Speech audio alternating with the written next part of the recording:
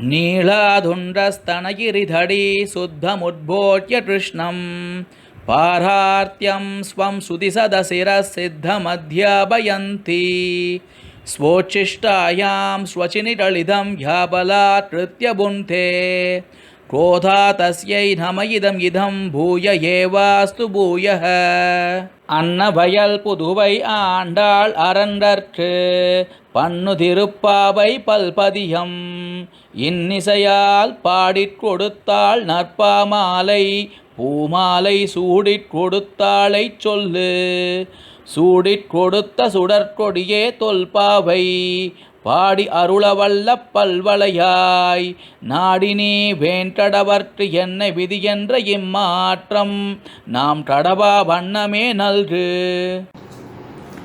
அடியேனின் அன்பான நமஸ்காரங்கள். இன்னைக்கு 12வது பாசுரம், கனைத்திலங் கற்றெருமை கன்றுக்கிறங்கி அப்படின்னு சொல்லக்கூடிய ஒரு அழகான பாசுரம். இந்த பாசுரத்துலேயும் ஒரு செல்ல செழிப்பான ஒரு தமையனுக்கு தமக்கையாக பிறந்த ஒரு பெண்மணியை பார்த்து, இவ்வளோ செல்வ செழிப்பில் இவ்வளோ நல்லவனுக்கு ஒரு தங்கையாக பிறந்தோம், நீ இன்னும் தூங்கின்றிருக்கியே, அந்த பெருமாளை பார்க்க வரமாட்டேங்கிறியே அப்படின்னு எழுப்பக்கூடியதான ஒரு பாசுரம். அதில் அழகான ஒரு கற்பனை திறனைகளோ சேர்த்து சொல்லக்கூடிய ஆச்சரியமான இந்த பாசுரம். இதை முதல்ல பாடிட்டு இந்த பெருமாளோட பாசுரங்களை சேவிச்சுட்டு அதுக்கப்புறம் இதற்குண்டான விளக்கம் என்ன, இதற்குண்டான திவ்ய தேசம் எது அப்படிங்கிறத உங்களுக்கு நான் அழகாக எடுத்து சொல்கிறேன், வாங்கோ. கனைத்திலங்கேருமை கஞ்ச கீரங்கே நினைத்து மூளை வழி நின்ற பாசோர நனைத்தில்லம் சேராகும் நச்சவல் தங்காய் பனித்தலை வீழனில் வாசகடை பற்றி சினத்தினால் தென்னிலங்கை கோமானை சற்ற மனத்து கீனியானை பாடவும் நீவாய் திரவாய் இனித்தான் எழுந்திராய் ஈதான பேரூரகம் அனைத்தில்ல தாரும் அறிந்தேனோரின்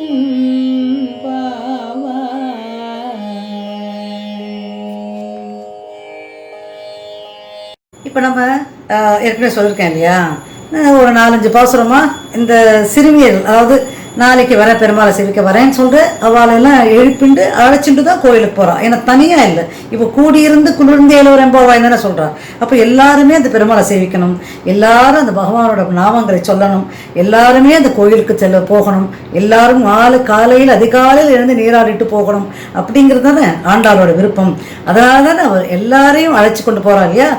அதில் இன்னைக்கு இந்த 12வது பாசுரத்தில் அவள் என்ன சொல்ல வரா அப்படின்னா, ஒரு செல்வ செழிப்புள்ள ஒரு ஒரு செல்வந்தன் அவனோட தங்கையாக இருந்து, ஏன்னா அவன் செல்வ செழிப்பில் இருக்கான் அப்படின்னா அந்த செல்வ செழிப்பை எப்படி தெரியுமா சொல்கிறா, நல்ல முறையில் செல்வ செழிப்பாக இருக்கிறது. ஏன்னா செல்வம் சேர்க்கறதுங்கிறது கெட்ட வழியிலும் சேர்க்கலாம், நல்ல வழியிலும் சேர்க்கலாம்.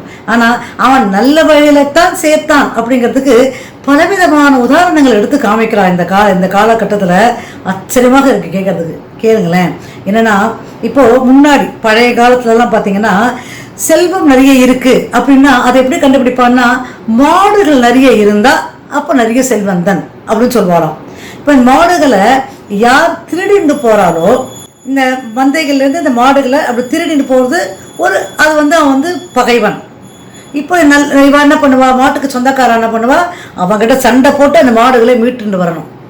இதை வெற்றி கரந்தைன்னுவா.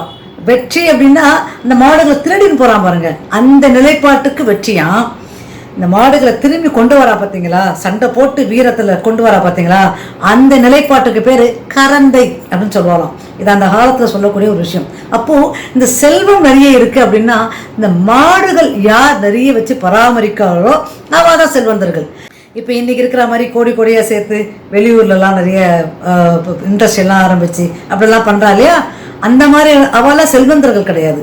யாரிடத்துல அந்த மாடுகளை வச்சு யார் நல்லா பராமரிக்கிறாளோ, யார் பால் கறக்கிறாளோ, அந்த ஏன்னா அந்த பால் தான் செல்வத்தை கொடுக்குன்றா, அதை தான் இந்த இடத்துல செல்வந்தர்கள் சொல்லுவா. இப்போ இந்த இடத்துல ஆண்டாள் அப்படி தான் எடுக்கிறா. கனைத்திலம் கற்றொருமை கன்று கிறங்கி நினைத்து முளை வழியே நின்று பால் சோற. அதாவது உன்னோட இல்லம் எப்படிப்பட்ட இல்லம் தெரியுமா, அந்த எருமைகளோட குழந்தைங்களா இருப்பதே, குட்டி எறும்பு குட்டியோ கண்ணு குட்டியோ எது வந்தாலும் அப்படியே இப்படி இப்படி அப்படியே ஓடுமா. ஏன்னா அந்த அவளை முதல்ல அந்த குழந்தைங்களை பால் குடிக்க வச்சுட்டு அந்த பால் சுரகுனதுக்கு அப்புறம் தான் இவள் கறப்பா.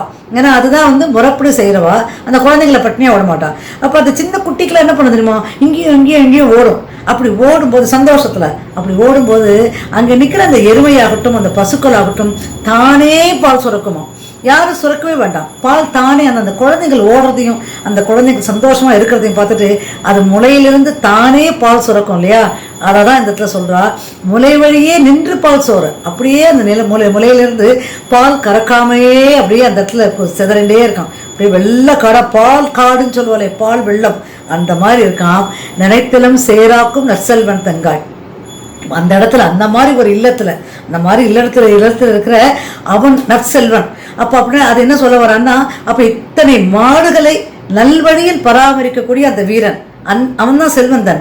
அப்பேற்பட்ட நல், ஏன்னா இந்த மாதிரி பராமரித்து இந்த மாதிரி அந்த மாடுகள் தானே முளை வழியாக அந்த பால் வருது அப்படின்னா அப்போ அந்த கன்றுகள் அவன் எவ்வளோ அழகாக பாதுகாக்கிறான் இல்லையா.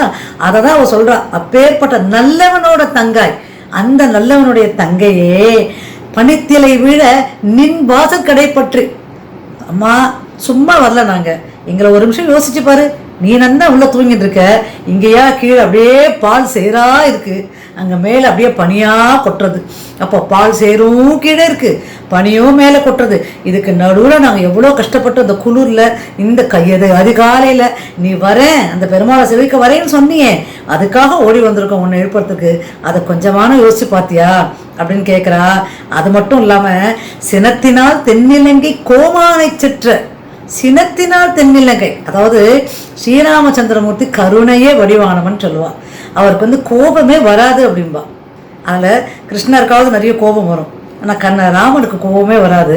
அவனே கோபப்படும்படி அந்த ராவணன் அவருடைய சீதா பிராட்டியை கவர்ந்துட்டு போயாச்சு இல்லையா. அங்கே சீதா பிராட்டி 10 மாதமும் என்ன கஷ்டப்பட்டு இருக்கானே தெரியலையே. அந்த கோபத்தில் எப்படியா அந்த ராவணனை கொன்னுட்டு சீத்தையை மீட்டுட்டு வரணும், அவனை எப்படியான நம்ம துவம்சம் பண்ணணும் அப்படின்னு நினச்சி ராமர் இலங்கைக்கு போனார் இல்லையா. அந்த சினத்தினால, அதாவது அந்த கோபத்தில் இந்த இடத்துல அந்த ராமன் அவர் ரொம்ப ஒரு கருணையான அன்பான அந்த ராமனை சொல்லலை. இவளுக்கு பிடிச்ச ராமர் யார் தெரியுமோ, அந்த கோபம் வந்த உடனே பில் எடுத்துன்னு போனார் பார்த்தீங்களா இலங்கைக்கு. அந்த சினத்தினால் தென்னிலங்கை கோமானை செற்ற, அந்த கோமான்னா அந்த ராவணன், அவனை எப்படியான அவனை வெற்றி பெறணும், செற்றான வெற்றி பெறது. அந்த கோபத்தான அந்த ராமன், அந்த கோபமிக்க அந்த ராமன் அந்த மனத்துக்கு இனியானை, அதை தான் அவ சொல்றா. அப்பேற்பட்ட அந்த மனசுக்கு இனியவனான அந்த ராமனை நாங்கள் பாட போகிறோம். இவ்வளவு நாள் அவள் கிருஷ்ணர் தான் எல்லாம், கிருஷ்ணர் பாரு, கிருஷ்ணர் அங்கே ஓடுறார், கிருஷ்ணர் நிற்கிறார், கிருஷ்ணர் பூதனையை கொண்டாடுற நிறைய கிருஷ்ணரை பற்றி புராணங்களை சொன்னான். ஆனால் இந்த பாசுரத்தில் கிருஷ்ணனையும் தாண்டி அந்த கோபக்கார கிருஷ்ணனை விடு, இந்த ராமனை பாரு, எப்பேற்பட்ட ராமன். அப்படி இருந்தாலும் அந்த ராமனுக்கே கோபம், அந்த ராமனுக்கே கோபம் வந்துதான் அந்த ராவணனை பார்த்து. அப்பேற்பட்ட அந்த கோபமான ராமனை அந்த மனத்திற்கு இனியான நாகனை பாட போகிறோம். நீயும் வரக்கூடாதா, உண்மையும் திறக்கக்கூடாதா, நீ கிருஷ்ண பக்தியில் இருக்கேன்னு எனக்கு தெரியும், ஆனால் இன்னைக்கு நாங்கள் ராமனை பற்றி பாட போகிறோம், ராமனோட கோவிலுக்கு ராமனுக்காக போகிறோம், நீ பாடக்கூடாதா அப்படின்னு கேட்குறாவோ. இனித்தான் எழுந்திராய் இதென்ன பேருறக்கம். இப்படி நாங்கள் போகிறோமே அந்த பெருமாளை சேவிக்கிறதுக்கு, அந்த ராமனை சேவிக்கிறதுக்கு, உனக்கே இவ்வளோ ஒரு பேருறக்கம்னா சாதாரண உறக்கம் இல்லை. என்ன ஏதுன்னு கதறா கூட ஏந்திருக்க மாட்டேங்கிறியே, அப்பேற்பட்ட உறக்கம் உனக்கு எதுக்கு? இந்த மார்கழி மாசத்துல அந்த பெருமாளை வரேன்னு சொன்னவா தானே நீ, அந்த கிருஷ்ண பக்தியில் இருக்கக்கூடியவளா இருந்தாலும் இன்னைக்கு ராமனுக்காகவும் நாங்கள் பாட போறோமே, நீ வரக்கூடாதா அப்படின்னு கேட்கக்கூடியதான அற்புதமான பாசம். அனைத்தில்லாதாரும் அறிந்தேலோ ரெம்பாவாய். எல்லார் முன்னிலும் எல்லாரும் உனக்காக காத்துட்டு இருக்கோம், எல்லாரும் கூடி இருந்து அந்த ராமனை நம்ம சேவிக்க போகலாம் வா அப்படின்னு சொல்லக்கூடியதான அற்புதமான பாசுரம் தான் இன்னைக்கு இந்த 12வது நாள் பாசுரம். இன்னைக்கு இந்த பாசுரத்துக்கு 2 திவ்ய தேசங்கள் அனுபவிக்க போறோம். ஏன்னா பொதுவா பாசுரங்கள் எல்லாமே கிருஷ்ண சேத்திரத்துக்கு தான் நிறைய பாசுரங்கள். ஏன்னா கிருஷ்ணன் தான் துவாபர யுகம் முடிஞ்சு கலியுகம் ஆரம்பிச்சிருது இல்லையா. ஆழ்வார்கள்ல கலியுகத்துல அந்த கிருஷ்ணனோட பேரானந்தத்துல இருக்கிறவா, அதனால நிறைய கிருஷ்ணருக்கு பாடியிருப்பா. இதுக்காக ராமன் விடணும்னு சொல்லல, ராமரும் நிறைய இடத்துல ராமருக்காக நிறைய திவ்ய தேசங்களுக்காக மங்களாசாசனம் பண்ணியிருப்பா. அதுலயும் பாத்தீங்கன்னா குலசேகர ஆழ்வார் இருக்கார் பாருங்க, அவர் ராமன் இருந்த காலத்துல துவாபர யுகத்துல தான் அவர் இருந்ததா போலதான் அவரோட பாசுரங்களும் இருக்கும். அவரும் அப்படிதான் வாழ்ந்தார். துவாபர யுகத்துல அந்த ராமனோட தான் வாழ்ந்தார், ராமனுக்காகவே வாழ்ந்தார். அவர் ராமனுக்காகவே இருக்கக்கூடிய பாசுரம். அவர் எப்பேற்பட்ட பெருமான் அப்படின்னா, அவர் குலசேகர ஆழ்வார் அவர் பாசுரங்கள் சேவித்தது திருக்கண்ணபுரம் அப்படிங்கிற ஒரு ஆட்சியமான கிருஷ்ண சேத்திரத்துக்கு. ஆனா அந்த கிருஷ்ண சேத்திரத்துக்கு போய் ராமனை பத்தி மண்ணு புகழ் கோசலையிலிருந்து மண்ணிலையில் உதித்தவனேன்னு சொல்லிட்டு ராமனுக்காக பாசுரம் கொடுத்து வருவர். அயோத்தியில கொடுக்க வேண்டிய பாசுரத்தை ராமனுக்கு இங்கே கிருஷ்ணபுரத்துல போய் கிருஷ்ண சேத்திரத்துல கொடுத்து வரவர். அப்பேற்பட்ட பெருமான். இப்படி ராமனுக்காக எல்லாரும் நிறைய பாசுரங்களை சேவிச்சிருக்கா, மங்களாசாசனம் பண்ணியிருக்கா. இன்னைக்கு இந்த பாசுரத்தின் ஏன்னா சினத்தினால் தென்னிலங்கை கோமானை செற்ற அப்படின்னு சொல்லிட்டு ஆண்டாள் ராமருக்காக தானே எழுதியிருக்கா அந்த பாசுரத்தை. அப்போ ராமருக்காக சேவிக்கும் போது எந்த திவ்ய தேசத்துக்காக இருக்கும் அப்படின்னு யோசிக்கும் போது 2 திவ்ய தேசங்கள் ரொம்ப ஆச்சரியமான ராமச்சந்திரமூர்த்திக்கான திவ்ய தேசங்கள் எனக்கு புரிஞ்சிருது. நீங்க அயோத்தி தானே சொல்ல போறீங்க அப்படின்னு சொன்னா இல்லை. என்னன்னா முதல்ல 94வது திவ்ய தேசமான திருப்புல்லானி அப்படின்னு சொல்லக்கூடிய ஆச்சரியமான திவ்ய தேசம். இந்த திருப்புல்லானி அப்படிங்கிறது என்னன்னா, இந்த இடத்துல புல் அப்படின்னா தர்ப புல் தான், தர்ப புல் சொல்லுவா இல்லையா, அதுதான் புல். அப்போ இந்த இடத்துல இந்த புல் தர்பை எப்படி வந்தது அப்படின்னா, ஸ்ரீராமச்சந்திரமூர்த்தி இலங்கையை அடையணும், எல்லாம் இலங்கைக்கு போய் படையெல்லாம் போயாச்சு, ராவண படையோட இலங்கைக்கு போகணும். இலங்கைக்கும் இந்த கடற்கரைக்கு நடுவில் தனுஷ்கோடிக்கு நடுவில் பாலம் அமைக்கணுமே, இப்போ அந்த இடத்துல கடக்கணும் இல்லையா. அப்போ அந்த சமுத்திரராஜனுக்கு ஒரு பெரிய நமஸ்காரங்களை சொல்லணுமே, அந்த தேவதையை கொண்டாடணும். எப்படி இருந்தாலும் ராமர் மனிதராக அவதரித்துறானே. அப்போ அந்த சமுத்திரராஜனுக்காக 7 நாட்கள் இங்கிருந்து அவருக்குண்டான பூஜைகளை செய்தாராம். இந்த தர்ப புல் ஏற்படுத்தி அந்த இடத்துல பெருமாள் தர்ப சயன கோலம்னு சொல்லுவான். பெருமாள் ஸ்ரீராமச்சந்திரமூர்த்தி தர்பத்துல சயன கோலத்துல இருப்பாருங்க. அந்த தர்பையில இருந்து அந்த 7 நாள் அந்த சமுத்திரராஜனை வழிவிடணும், அந்த பெருமான் அவனுக்கு அந்த பெருமான் இவருக்கு உதவி செய்யணும் அப்படிங்கிறதை வேண்டிக் கொண்டு அந்த இடத்துலதான் அவர் பூஜைகள்லாம் பண்ணார். அதனால இந்த இடத்துல திருப்புல்லானி அப்படிங்கிற ஆச்சரியமான திருநாமம் இந்த திவ்ய தேசம். இங்க திருமங்கை ஆழ்வார் 21 பாசுரங்கள் ஆச்சரியமாக கொடுத்துருப்பார். இங்க பாத்தீங்கன்னா பிள்ளை அந்தாதி, அதுக்கப்புறம் திருப்புல்லானி மாலை, தெய்வச்சிலையான துதி, வாசன மாலை, புல்லாரி பெருமாள் அப்படின்னு பெருமாளுக்கு நிறைய பேர் இந்த இடத்துல சேவிச்சிருக்கா. அப்பேற்பட்ட ஆச்சரியமான திவ்ய தேசம் தான் இந்த திருப்புல்லானின்னு சொல்லக்கூடிய திவ்ய தேசம். இப்போ இந்த திருப்புல்லானில கல்யாண ஜெகநாதர் அவர் தான் திருநாமத்தோட இருக்கிற நின்ற திருக்கோலத்தில் இருக்கிற பெருமாள். தாயார் இங்க 2 தாயார், கல்யாணவல்லி அவ கல்யாண ஜெகநாதர் இல்லையா, அதனால கல்யாணவல்லி. இங்க சக்கரவர்த்தி திருமகன் ஸ்ரீராமச்சந்திரமூர்த்தி தர்ப சயனத்துல கிழக்கு நோக்கி இருக்காராம், தர்பசயன திருக்கோலம். அதற்கு பெருமாள் பத்மாசினி அப்படிங்கிற அந்த தாயார். அப்பேற்பட்ட அற்புதமான திவ்ய தேசம். அதுதான் சரியா இருக்கும் இல்லையா. ஏன்னா இலங்கைக்கு போறதுக்கு முன்னாடி எவ்வளோ கோபத்தை மனசுல அடக்கிண்டு அந்த சமுத்திரராஜனுக்கு செய்ய வேண்டிய கிரைகளை அவருக்கு செய்ய வேண்டிய விஷயங்களை செஞ்சுட்டு அந்த பூஜைகளை முடிச்சுட்டு அங்க போனாரு. அப்போ இந்த இடத்துல ஆண்டாள் சினத்தினால் அப்படின்னு சொல்லும் போது அந்த சினத்தினால் இருக்கிற ராமன் இந்த இடத்துல இருக்கக்கூடிய வாய்ப்பு இருக்கு இல்லையா. அதனாலதான் இன்னைக்கு இந்த திவ்ய தேசத்தை வாங்க ஆண்டாள் கண்டிப்பாக மங்களாசாசனம் செய்திருப்பள் அப்படிங்கிற ஒரு தீர்மானத்தோடு தான் எனக்கு இந்த திவ்ய தேசம் எடுத்து சொன்னேன். இப்போ இது மட்டும்தான் திவ்ய தேசமான்னு கேட்டா இல்லை, இன்னொரு திவ்ய தேசமும் இருக்கு. அப்ப 2வது திவ்ய தேசம் எது தெரியுமா உங்களுக்கு? 10வது திவ்ய தேசமான திருப்புள்ளம்பூதங்குடி அப்படிங்கிற ஆச்சரியமான ஸ்ரீராமச்சந்திரமூர்த்திக்கான திவ்ய தேசம். இந்த இடத்துல புள்ளம் பூதங்குடி அப்படின்னு சொல்லும் போது ஜடாயு இருந்தார் இல்லையா, அவர் சீதா பிராட்டிய ராவணன் கவர்ந்து போகும்போது அந்த இடத்துல அந்த சீதைக்காக போராடினாரு. அந்த ராவணன் என்ன பண்ணா, அவரோட இறக்கியே வெட்டி விட்டான் இல்லையா அந்த ஜடாயு. அந்த இடத்துல விழுந்தாரு. அந்த இடத்துல அந்த பெருமாளுக்காக காத்துன்னு இருந்தார் இல்லையா, அந்த இடம் தான் இது திருப்புள்ளம் பூதங்குடி. இந்த இடத்துல நம்ம ஏற்கனவே திருப்புட்குழி அப்படின்னு கேள்விப்பட்டிருப்போம் இல்லையா, அந்த இடத்துலையும் இவருக்காக ஜடாயுக்காக ஈமக்கிரியை செய்யறதா சொல்லுவா.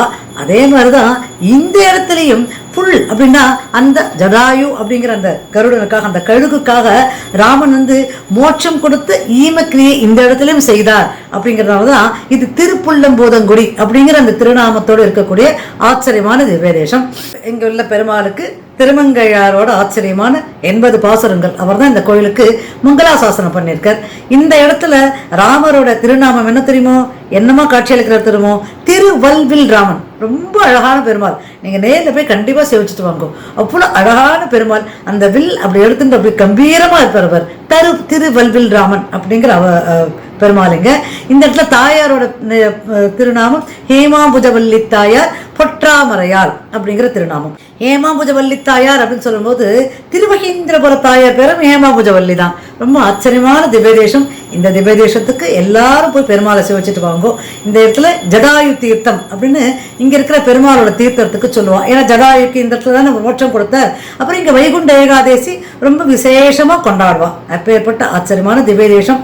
அதனால்தான் இந்த இடத்துல ஸ்ரீராமச்சந்திரமூர்த்திக்கான 2 ஆச்சரியமான திவ்யதேசங்கள் அயோத்தியையும் தாண்டி.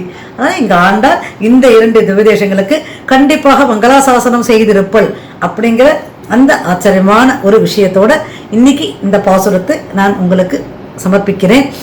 நாளைக்கு 13வது பாசுரத்தோடு உங்களை சந்திக்கிறேன். நன்றி, வணக்கம். கவிதார்த்த சிம்மாய கல்யாண குணசாலினே ஸ்ரீமதே வெங்கடேஷாய வேதாந்த குரவே நமக.